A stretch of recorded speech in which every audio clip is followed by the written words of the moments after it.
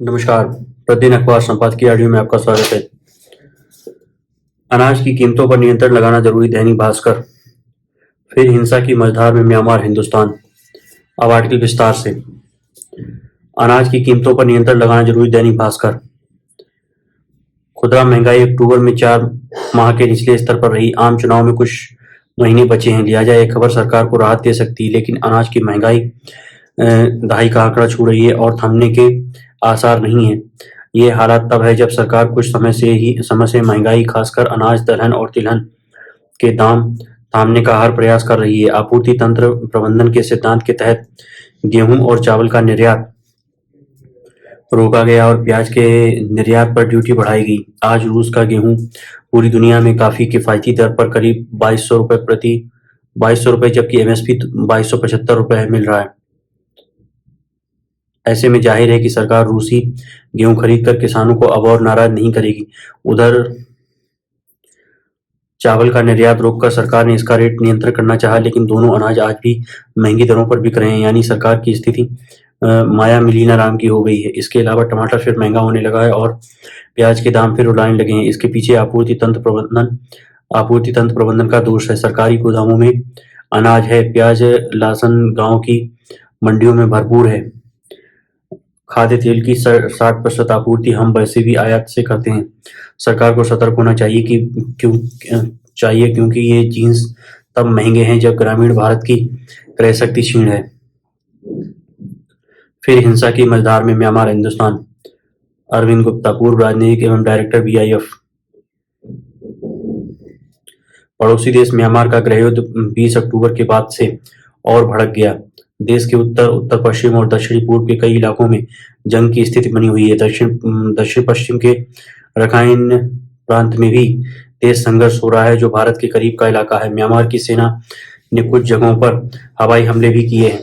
खबर है कि सशस्त्र जातीय समूहों ने म्यांमार के कई सैन्य ठिकानों पर कब्जा भी कर लिया है। यह एक त्रिकोणीय संघर्ष है जिसमें 10 से अधिक सशस्त्र जातीय गुट, पीपुल्स डिफेंस फोर्स पीडीएफ और म्यांमार की सेना लड़ाई के मैदान में है। इस गृहयुद्ध में लाखों लोग पिछले कुछ दिनों में देश के भीतर ही विस्थापित हुए हैं और कुछ हजार भारतीय सीमा में भी दाखिल हुए हैं। पिछले हफ्ते पीडीएफ द्वारा एक सैन्य ठिकाने पर कब्जे के बाद 40 से अधिक म्यांमार के सैनिक भागकर भारतीय सीमा में घुस आए थे, जिनको बाद में वापस अपने मुल्क भेज दिया गया।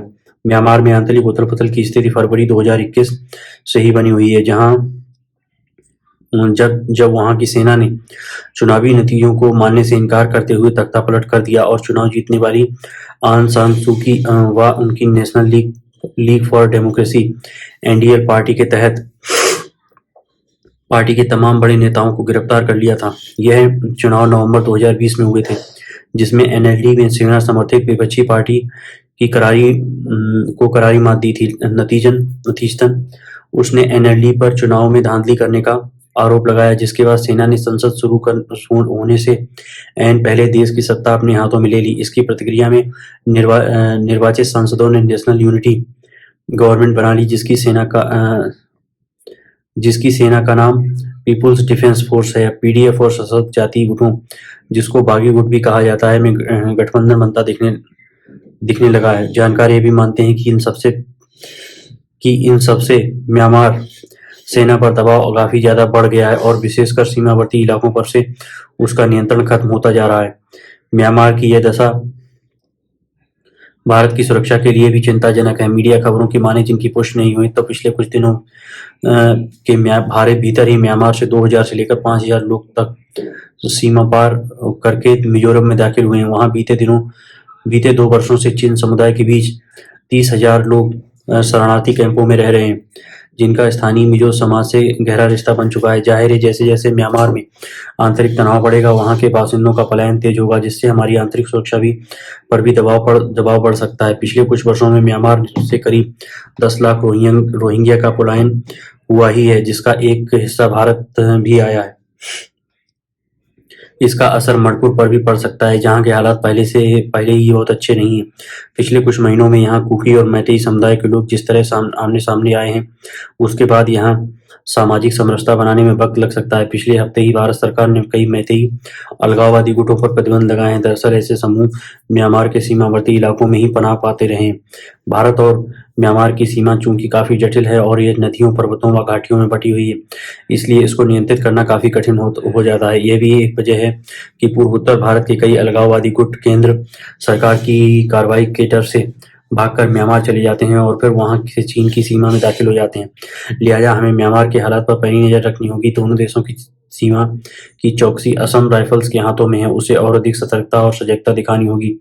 आखिर इन गुटों की मांग क्या है? वास्तव में म्यांमार के जातीय समूह पिछले 5-6 दशकों से अपनी सरकार के खिलाफ हैं। वे अपने प्रभाव वाले इलाकों को आजाद करना चाहते हैं। साल 2011 से 2021 तक जहां तक सीमित लोकतंत्र था, तो इन बागी गुटों को मुख्यधारा में लाने का प्रयास किया गया था। इसमें पूरी तरह से तो नहीं, पर कुछ हद तक सफलता मिलने लगी थी। मगर 2021 के तख्तापलट ने स्थिति फिर से बिगाड़ दी। अब तो Arakan army, Myanmar national defence alliance army और तावांग नेशनल लिबरेशन आर्मी जैसे सशस्त्र समूहों ने आपस में गठजोड़ भी बना लिया, जिसका नुकसान म्यांमार की सेना को हो रहा है।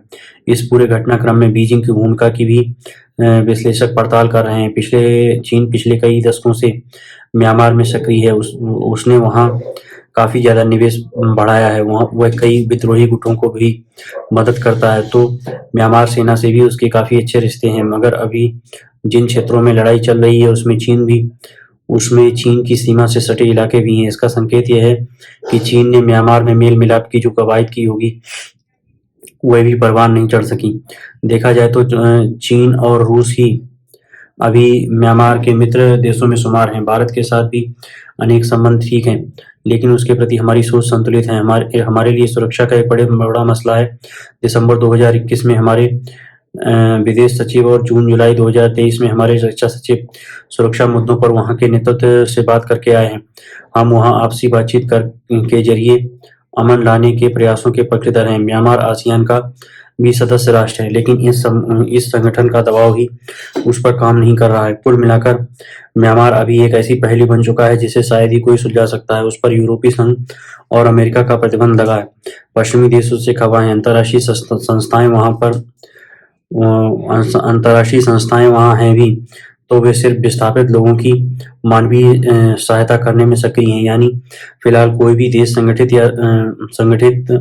या संस्था ऐसी स्थिति में नहीं है कि वह म्यांमार की सेना, बागी गुटों और पीपल्स डिफेंस फोर्स में सुलह समझौता करा सके। जाहिर है अपनी समस्याओं से म्यांमार को खुद ही लड़ना होगा। धन्यवाद।